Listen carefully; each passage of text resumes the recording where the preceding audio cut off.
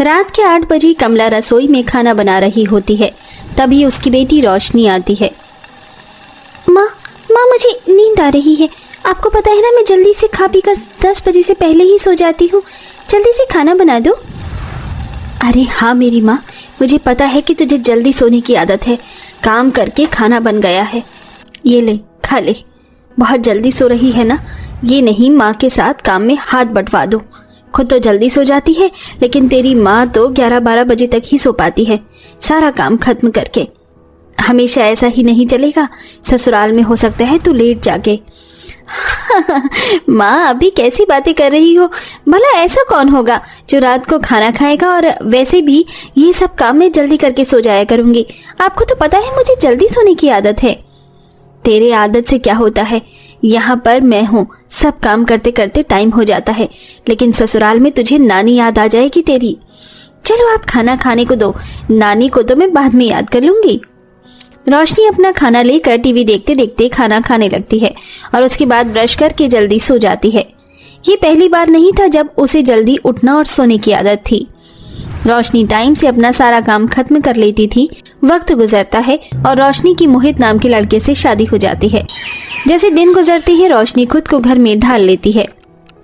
नई बहू थी, इसलिए सास और जेठानी रोशनी को खाना जल्दी खाकर सोने दिया करते थे, लेकिन 2 हफ्ते बाद ही सास उसे खाना जल्दी नहीं खाने देती है। बहू ये प्लेट यहीं छोड़ दो, अभी खाना खाने का समय नहीं हुआ है। देखो तुम शादी करके घर में नहीं आई हो, इसीलिए तुम्हारे साथ हमने भी खाना खा लिया, वरना हम कभी भी अपने पति के पहले खाना नहीं खाते। वो तो तुम्हारे ससुर जी ने ही कहा था, इसलिए हम तीनों साथ में खा रहे थे, लेकिन अब से ऐसा नहीं होगा। जब तक हम सबके पति घर पर ना आ जाएं, उससे पहले हम डिनर नहीं कर सकते, उनके बाद ही डिनर करेंगे। पर माँ जी, जैसे हम तीनों अपने पतियों के आने से पहले साथ में खाना खा रहे थे, ऐसे अब क्यों नहीं खा सकते? और वैसे भी पापा जी, जेठ जी और मोहित रात के 12 बजे तक आते हैं, तो हम क्या डिनर रात के 12 बजे करेंगे? हाँ बिल्कुल, हमारे घर का नियम है। जब मैं इस घर में शादी करके आई थी, फिर मैं भी इतना लेट ही खाना खाने लग गई। माँ जी, मुझे खाना खाकर जल्दी सोने की आदत है। मैं तो अपने मायके में 9 बजे सो ही जाया करती थी। ऐसे कैसे मैं भूखी रहूंगी रात के 12-1 बजे तक? देखो खुद को थोड़ा बदलने की कोशिश करो। ये तुम्हारा मायका नहीं है, ससुराल है, और अब तुम्हें यहाँ के तौर तरीके सीखने होंगे। जैसे हम रहते आए हैं वैसे ही तुम्हें भी रहना पड़ेगा। रात के 12 बजे ही ससुराल में डिनर होगा अब से। ठीक है माँ जी। और हाँ, तुम नई बहू हो, इसलिए माँ जी और मैं तुम्हें यहाँ खाना पीना बनाना सिखा रहे थे, लेकिन अब से इस घर का सारा खाना तुम ही बनाओगी। क्या अकेले? जी जेठानी जी। सास और जेठानी की बातें सुन रोशनी का सर चकरा जाता है और वो रसोई को साफ करके अपने कमरे में आ जाती है। भगवान, मुझे तो बहुत भूख लग रही है। 9 बजे तक तो मैं रोज डिनर कर लिया करती थी। पता नहीं माँ जी को क्या सांप सूंघ गया है, जैसा था वैसे ही चलने देती, लेकिन अब भूख से मन हटाने के लिए क्या करूँ? हाँ, कपड़े दोबारा लगा लेती हूँ। ये कहकर रोशनी अपने और अपने पति के कपड़े अलमारी से गिराकर वापस तह लगाकर लगाने लगती है। 1 घंटा अलमारी सेट करने के बाद भी 10 बज गए थे और वो अपने मेकअप प्रोडक्ट को गिनने लग जाती है। 1 2 3 4 5 6 7 20 21 22 23 24 25 26। अच्छा, तो मेरे पास इतना ही सामान है। कोई बात नहीं, मैं और ले आऊंगी। यार, मेरा तो अभी भी ध्यान खाने पर ही जा रहा है। कितना टाइम हो गया? ओह नो, बस अभी तक 11 ही बजे हैं। ये मोहित कब आएगा? ये कैसा रिवाज है कि पति के बाद ही औरतें खाना खा सकती हैं? कितनी पुरानी अजीब प्रथा है। इतनी देर से काम कर रही हूँ, फिर भी वक्त कम ही नहीं होता। मोहित को ही फोन कर लेती हूँ, पता नहीं कब आएगा। रोशनी मोहित को कॉल करती है। हेलो मोहित, तुम क्या कर रहे हो? कब आओगे घर पर? 11 बज रही हैं। क्या हो गया? तुम तो ऐसे पूछ रही हो जैसे मैं आज पहली बार घर पर लेट आने वाला हूँ। अरे मैं तो रोज 12 साढ़े 12 तक आता हूँ। तुम्हें कुछ काम था क्या? नहीं, मुझे कोई काम नहीं है, मैं रखती हूँ। अजीब बात है, आज रोशनी ऐसी बहकी बहकी बातें क्यों कर रही थी? अरे मोहित, तुम्हारा ध्यान कहाँ है? दुकान को बढ़ाने का समय हो गया है। दुकान का सारा सामान बाहर लाओ। और अरविंद, तुमने आज का हिसाब किताब पूरा किया कि नहीं? बस पापा, वही कर रहा हूँ। जी पापा, घर के तीनों जेंट्स एक किराने की दुकान चलाते थे और अपना हिसाब किताब सारा सामान रखकर 12 बजे तक ही घर लौटते थे और फिर वो 12 बजे घर पर पहुंच जाते हैं। फिर तीनों जेंट्स आरती की थाली लिए खड़ी गरीब पार्वती को सुनाकर पड़ोसिनों से, पता है कांता बहन, लाखों में एक बहू चुनकर लाई हूँ मैं। 5 स्टार होटल में बड़ी शेफ है मेरी बहू। तब तो तुम्हारे दोनों हाथों में लड्डू है अन्नपूर्णा बहन। मैं तो अपनी बहू से तरह तरह का होटल स्टाइल वाला खाना बनाकर खाऊंगी। बाकी देखना तुम कुछ के घर में बहू आने के बाद भी रसोई में रोज ही दाल रोटी ही पकेगी। अरे मैं तुमसे हैसियत में कम थोड़े हूँ। जेठानी मेरी रसोई में शुद्ध घी में खाना पकता है, खुशबू सूंघ लिया करो। मैंने तुम्हारा नाम नहीं लिया कादम्बरी, तो किच किच मत करो। दोनों झगड़ जाती हैं जबकि पार्वती शांति से बहू का स्वागत करने के लिए खड़ी थी। वैसे तो तीनों सगी देवरानी जेठानी थी, मगर मेल मिलाप नहीं था। कादम्बरी अन्नपूर्णा ने चाल पट्टी से बंटवारे में ज्यादा जमीन अपने नाम करके घर पक्के करवा लिए, जबकि पार्वती की आर्थिक जड़ कमजोर रह गई। कुछ देर में तीनों की बहू आ जाती हैं और स्वागत करवाती हैं। सदा खुश रहो कथा बहू। हमारे पूर्वजों से मान्यता है कि कलश का चावल जितना बिखरे, बहू अपने साथ अन्न धन की बरकत भर कर लाती है। दाएं पैर से गृह प्रवेश करो। जी माँ। कलश गिराकर कथा गृह प्रवेश करती है। बाकी दोनों भी देखा देखी करती हैं। पायल बहू, कलश को पैर सही से लगाना ताकि चावल पूरे घर में बिखरने चाहिए, ताकि मेरी रसोई भी अन्न पानी से भरी रहे। श्योर सासू माँ। दोनों कलश गिराती हैं मगर कुछ दाने फैलते हैं। तभी अन्नपूर्णा खींचे मन से, ये क्या निशा बहू, तुझसे गृह प्रवेश की रस्म भी ठीक से नहीं निभी तो फिर रसोई कैसे संभालेगी? मम्मी जी, इन रिवाजों से कुछ नहीं होता। आपकी शेफ बहू असली दम कल रसोई में दिखाएगी। बस बहू, कुछ ऐसा बढ़िया बनाना की खुशबू से ही ये दोनों जलकर खाक हो जाएं और इनको मालूम चलता है कि मेरी बहू के खाने से किसी का मुकाबला नहीं। इसी प्रकार अगला दिन शुरू होता है। कथा किरण फूटने से पहले उठकर सफाई करके चूल्हा लीपकर भोजन पकाना शुरू करती है। हे देवी अन्नपूर्णा, आज मेरी पहली रसोई है। मैं आपको न्योता देती हूँ और विनती करती हूँ मैं जो भी बनाऊँ स्वादिष्ट बने। कुछ देर में कथा सब कुछ तैयार कर लेती है, जहाँ कादम्बरी छत पर व्यायाम कर रही होती है। सुबह की ताजी हवा शरीर में लगती है तो मन प्रसन्न हो जाता है। बेड़ा गर्क हो ये, किसके आंगन से इतनी तेज धुआं उठ रहा है? कादम्बरी छत से पार्वती के आंगन में झांकती है और खाना बनाते देख लेती है। इस पार्वती की गरीब बहू ने तो बाजी मार ली, मगर मेरे घर की रसोई में हलचल नहीं है। मतलब बहू की नींद नहीं खुली। कादम्बरी बहू के कमरे में आके, पायल बहू, तुझे कोई होश खबर है कि नहीं? आज तेरी पहली रसोई और तू पैर पसार के सोई है। उठ गई मम्मी जी। कुछ देर में दोनों बहुएं रसोई में उपस्थित होती हैं। तभी अन्नपूर्णा निशा से, निशा बहू, दराज के अंदर सारे मसाले तेल मौजूद हैं। ये जूसर, मिक्सर, हॉकिंस का कुकर और बाकी खाना बनाने के लिए सारे उपकरण मौजूद हैं। मुझे तीखे मीठे पकवान बड़े पसंद है, तो वही बना लो। मम्मी जी, पहली रसोई मेरी है तो डिश मुझे डिसाइड करने दीजिए और मैं सबके लिए पनीर चीज पिज्जा बनाऊंगी।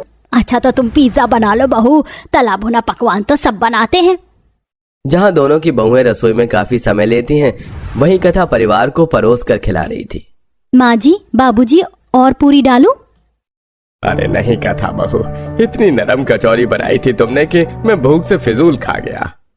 भाभी, मुझको थोड़ा और आलू दम डालना। भाभी, थोड़ी सी और खीर दे दो अगर हो तो। नीतू, तुम इतना हिचकिचा कर क्यों मांग रही हो? ये लो। अरे बहू, तू सारा खाना ननद देवर की थाली में डाल देगी तो खुद क्या खाएगी? अपने खातिर भी बचा ले। तूने अनाज के अभाव में भी रसोई में इतना सब बनाकर खिला दिया। यही तो एक कुशल गृहिणी का गुण है। क्या नेग चाहिए तुझे? माँ जी, मैंने बाकी के दोनों परिवारों के लिए भी अपनी रसोई में खाना पीना बनाया था, तो क्या मैं उनके घर दे आऊं? कथा के पूछने पर पार्वती दिल उदास करके कहती है, बहू, हमारा उन परिवारों के साथ कोई बोलचाल नहीं है। बायना लेना देना भी नहीं चलता है। पार्वती, अगर बहू की इच्छा है तो जाने दो, है तो हम एक ही परिवार।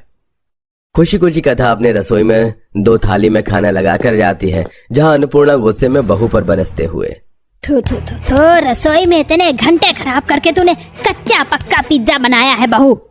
तो मैं ही खुद ही शरूर चला था शेफ बहू लाने का। तुम खाओ ये खाना, मैं अपने लिए तो रोटी बना लूंगा। कार्तिक, तुम तो टेस्ट करो।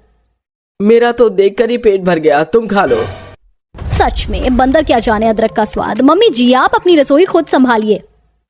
निशा पर्स उठाकर चली जाती है। ताई जी, ये आपके परिवार के लिए पहली रसोई का खाना लाई हूँ।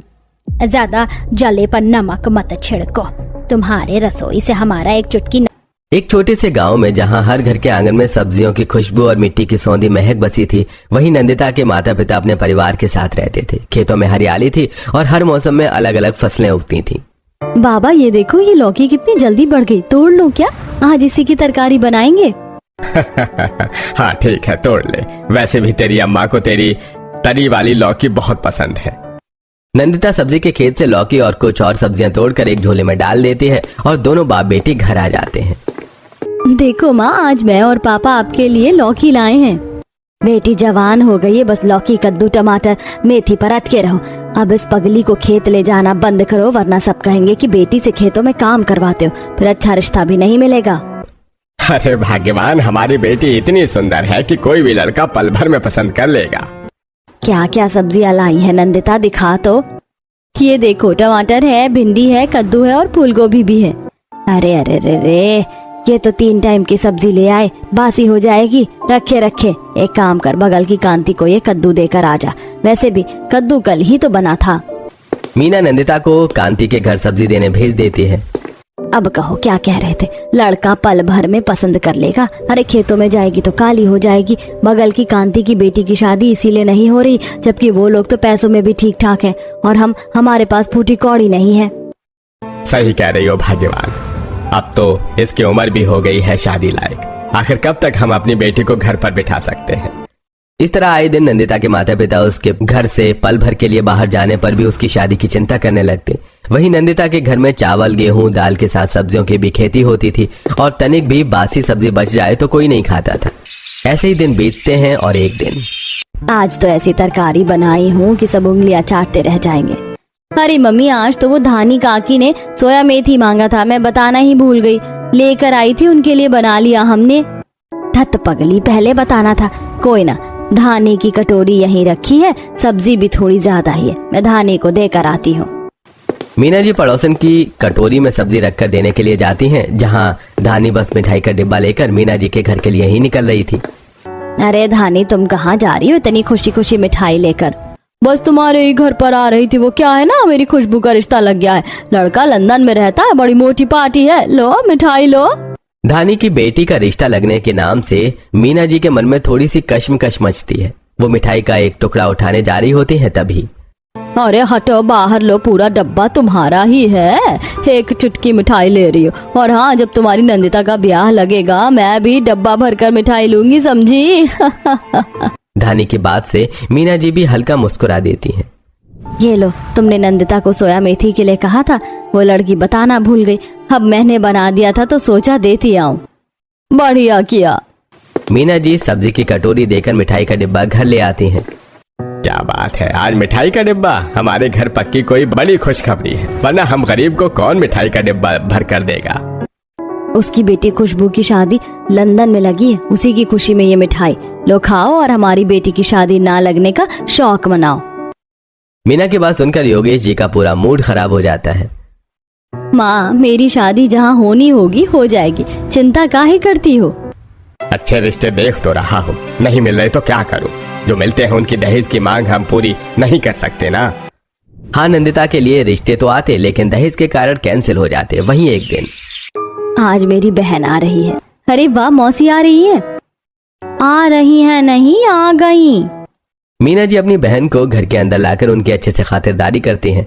नंदिता खेतों से ताजे शिमला मिर्च, बीन्स, प्याज की पत्ती और टमाटर तोड़ कर लाती है और आटे की सेवई बनाकर हरी हरी सब्जी काट कर तड़के देकर तीखी आटे की सेवई तैयार करती है।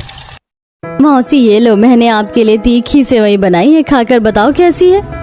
ठगली, ये तीखी सेवई नहीं, आटा नूडल है। तूने तो घर में ही बड़े बढ़िया नूडल बनाए हैं, बहुत टेस्टी हैं और इसमें पड़ी सब्जियां तो वाह लाजवाब है। ऐसे ही बढ़िया बढ़िया खाना बनाना सीख ले बेटा। अब कोई रिश्ता हो तो बताना, शोभा इसके लिए। अन्य की और पूछ मेरी ननद की, जेठानी की ननद अमेरिका में रहती है, उनको मैंने हमारी नंदिता की फोटो दिखाई थी। वो इसे अपनी बहू बनाना चाहते बिना 1 रुपए दहेज लिए। शोभा जी की बात सुनकर मीना और योगेश बहुत खुश होते हैं। मैंने तो कभी सोचा ही नहीं था कि हमारी बिटिया रानी इतनी दूर जाएगी, इतने बड़े घर की बहू बनेगी। शोभा मौसी के कहने के कुछ दिनों बाद लड़के वाले आकर नंदिता और सौरभ का रिश्ता पक्का करते हैं और 1 हफ्ते के अंदर ही शादी करवा देते हैं। जिसके बाद अमेरिका के ससुराल वाले नंदिता को अपने प्राइवेट जेट में बैठाकर डायरेक्ट अमेरिका ले जाते हैं। वहीं नंदिता जो कभी गाँव के बाहर नहीं गई थी, आज डायरेक्ट विदेश पहुंच गई थी। अमेरिका के ससुराल पहुंचते ही नंदिता देखती है कि पूरा शहर बड़ी इमारतों से घिरा हुआ है। वहीं ससुराल पहुंचते ही बड़ा सा घर देखकर नंदिता हैरान हो जाती है।